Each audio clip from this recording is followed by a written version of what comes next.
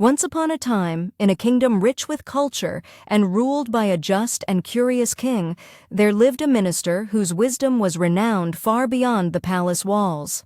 Minister Vardan was his name, a man of sharp intellect and unwavering loyalty. His presence in court was like a lighthouse in a storm, dependable, calm, and full of guidance. King Amar, who ruled the land, trusted Minister Vardan with all matters of importance. Whether it was a dispute among nobles, a military decision, or the planning of a festival, the king would turn to him for advice. And every time, without fail, the minister would provide a solution so perfect that it seemed divinely inspired. But in a court full of men who desired power and recognition, the minister's unshakable bond with the king was a cause of deep jealousy. Whispers often floated through the marbled halls. Why does the king always ask Vardan? Does he think the rest of us are fools? He may be wise, but his family certainly isn't. These murmurs, though quiet, eventually found their way to King Amar. He was not a man easily swayed by gossip, but his curiosity often led him to investigate the truth behind every rumor. One day, during a leisurely morning walk through the palace gardens, a time he reserved for meeting commoners and market vendors, the king decided to speak candidly to Minister Vardan. "Vardan," said King Amar with a slight smirk, "you are a man of great intelligence, but I fear your brilliance was not inherited by your son." The minister paused.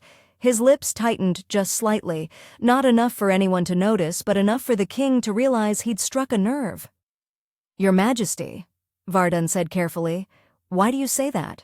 What has my son done to earn your judgment?" The king chuckled and replied, "Every morning I see your son at the market square. Out of amusement I play a little game with him. I place before him 2 coins, 1 silver and 1 gold, and I ask him, which one is more valuable? And every single time, without hesitation, he picks the silver coin and declares it to be more precious than gold." The court burst into laughter. Nobles and officials who had heard the story before now roared with renewed delight. The tale of the minister's foolish son had become a running joke.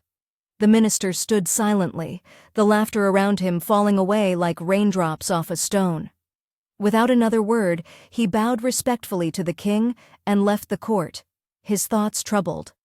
That evening, as the sun dipped behind the palace domes and bathed the sky in hues of orange and violet, Minister Vardan reached home. He found his son, Arav, reading under a neem tree in their courtyard. The boy looked up and smiled warmly at his father. Vardan, his voice calm but firm, asked, "Arav, tell me, between gold and silver, which is more valuable?" Arav, now 16 and bright-eyed, answered instantly, "Gold, of course, father." The minister nodded slowly. "Then why, my son, do you tell the king otherwise every morning? Why do you pick the silver coin and declare it more precious, making yourself a subject of laughter?" Arav stood up, wiped the dust from his hands, and motioned for his father to follow him. He led Vardan into his small room and opened a wooden chest beneath his bed. Inside, neatly stacked, were dozens, perhaps hundreds, of shiny silver coins. "These," Arav said, "are the coins the king has given me each day." Vardan looked at the stash, his brows raised in surprise.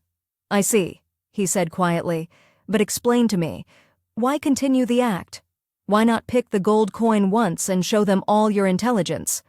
Arav's eyes sparkled with a quiet cunning.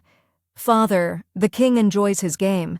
He laughs each morning, and in doing so continues to test me. The day I pick the gold coin, the game ends. The king will feel satisfied that I have finally learned and will stop offering the coins." He paused. "But as long as I play the fool, he continues the game, and I continue receiving a silver coin each morning. Over time, these add up to far more than the value of a single gold coin. Besides, I learn more from watching him and the others laugh than they think." Vardan stared at his son in wonder. The wisdom in his boy's words humbled him. This was not foolishness. This was strategy. Arav had found a way to turn a jest into a daily income, and not just that. He'd kept the king entertained and curious in the process. In that moment, Minister Varden realized something profound. True intelligence often chooses patience over pride. From then on, whenever someone in court mocked his son, Varden would simply smile. He no longer felt the sting of their laughter, for he now knew the truth. Those who appear foolish may simply be playing a deeper game than others can understand.